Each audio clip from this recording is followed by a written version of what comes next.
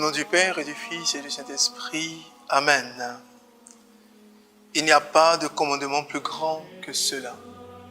Évangile de Jésus-Christ selon saint Marc, chapitre 12, versets 28b à 34. En ce temps-là, un scribe s'avança pour demander à Jésus quel est le premier de tous les commandements. Jésus lui fit cette réponse. Voici le premier. Écoute Israël, le Seigneur notre Dieu est l'unique Dieu.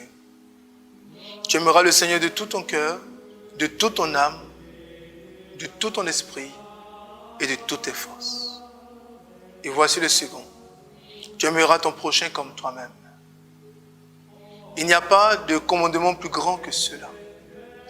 Le scribe reprit. Fort bien, maître, tu as dit vrai. Dieu est l'unique. Il n'y en a pas d'autre que lui. L'aimer de tout son cœur, de toute son intelligence, de toute sa force, et aimer son prochain comme soi-même. Vaut mieux que toute offrande d'holocauste et de sacrifice. Jésus, voyant qu'il avait fait une remarque judicieuse, lui dit, tu n'es pas loin du royaume. Et personne n'osait plus l'interroger. Parole du Seigneur notre Dieu. Il n'y a pas plus grand commandement que cela.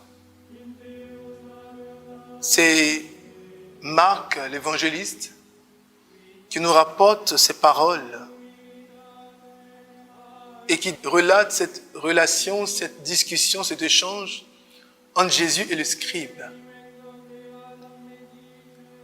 Et le scribe, cet écrivain, ce personnage, cette personnalité, pose la question à Jésus de savoir quel est le plus grand de tous ces commandements. Jésus résume en disant Shema Israël, Adonai, ton Dieu est unique. Écoute Israël. Vous vous souvenez de ce cantique? Shema Israël, Adonai Enekeno, Adonai Hera. Bien-aimés frères, bien-aimés sœurs, c'est un chant d'alliance. Mais ce chant d'alliance qui n'est rien qu'un mot de confiance. Une manière de dire qu'en dehors de Dieu, nous sommes tous morts, nous sommes foutus. Le Seigneur lui dit que tu aimeras ton prochain comme toi-même. Mais avant d'aimer ton prochain comme toi-même, il faut que Dieu soit la référence de tes principes. Dieu soit la référence de ton opinion. Dieu soit la référence de ta conception. Parce qu'il peut avoir des conceptions, il peut avoir des courants de pensée, il peut avoir des réflexions. Mais qu'est-ce qu'une réflexion sans Dieu? Tout passera, sauf la parole. Et le Seigneur nous dit aujourd'hui que si nous avons la parole, notre motivation première sera d'aimer notre frère. Notre motivation première sera d'aimer notre frère comme nous-mêmes. Notre motivation première sera d'aimer Dieu de tout notre cœur. On dit souvent, là où se trouve ton argent, là aussi se trouve ton cœur. Que nos intérêts soient réexaminés. Aimons Dieu de tout notre cœur. Aimons Dieu parce que tout vient de lui. Aimons Dieu parce qu'il nous a créés. Aimons Dieu parce qu'il a tout fait pour nous. Aimons Dieu parce qu'il a fait de nous ce que nous sommes. En l'aimant, il plaira à Dieu de nous aider, de nous soutenir, de pouvoir à nos besoins. Il plaira à Dieu de nous fortifier, de nous rassurer. Il plaira à Dieu de nous donner des choses qui sont secondaires. Secondaires qui vont nous aider à améliorer notre vie ici sur la terre. Mais la chose principale, l'élément principal, la chose la plus capitale de toute notre relation, c'est d'aimer Dieu sans rien attendre en retour. Parce que Dieu, en nous aimant, a donné son Fils unique. Lui n'en avait pas deux. Son Fils unique. Il a fait maltraiter par les hommes. Il a accepté que son Fils aille jusqu'à la croix. Il n'y a pas grand amour quand on voit la façon dont Dieu nous a aimés. Dieu qui envoie son Fils nous racheter du péché. Dieu qui envoie son Fils nous prendre de nos erreurs, de nos fautes.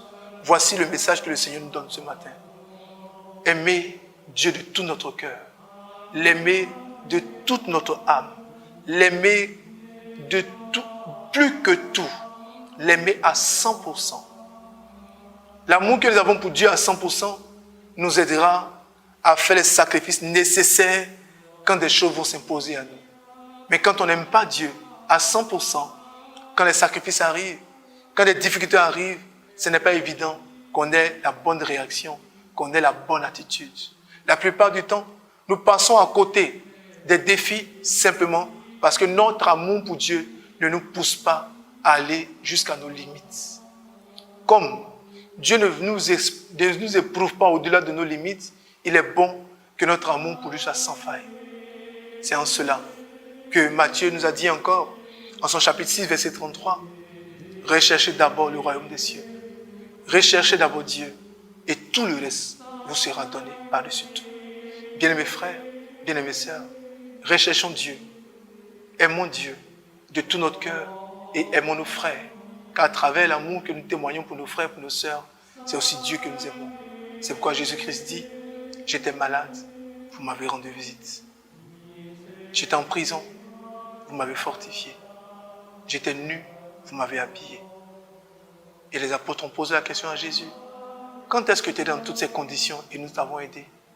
Il dit, « Chaque fois que vous faites cela à l'un des plus petits d'entre nous, c'est à moi que vous l'avez fait. » Que Dieu nous garde, que Dieu nous bénisse. Soyons des hommes de grâce, des hommes de miséricorde, des témoins de miséricorde, des hommes d'amour. Aimons Dieu et que notre façon d'aimer Dieu puisse aider les autres à une conversion vraie, totale et radicale. Que Dieu nous garde, que Dieu nous bénisse, que Dieu nous fortifie. Au nom du Père et du Fils et du Saint-Esprit. Amen, amen, amen.